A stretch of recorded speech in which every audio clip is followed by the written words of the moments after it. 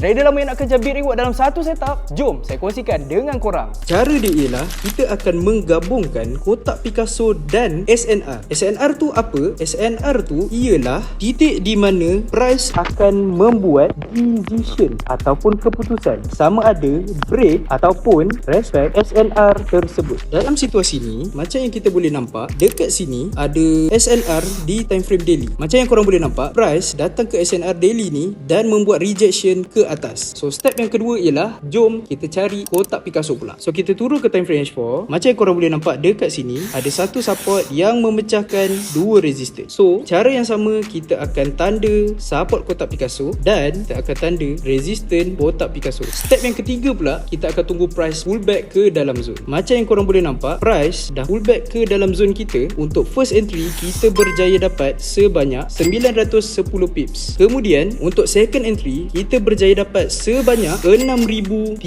pips. Teknik ni Monza ada ajar dalam webinar. Kalau korang nak belajar lebih lanjut, korang boleh klik link di bio sekarang dan kita jumpa di dalam webinar. Lepas pada 3 hari webinar, korang akan dapat 7 jenis ebook dan juga 7 jenis e-video untuk korang study and korang punya reference. Pada bulan ni, special untuk korang, Monza taja sesi praktikal. Ilmu yang korang dah belajar dalam webinar, kita akan live trade bersama-sama. Korang dah tak perlu takut. Ilmu yang korang dah belajar, kita live trade depan-depan. Klik button learn more sekarang, register, jumpa korang dalam webinar hujung bulan ni.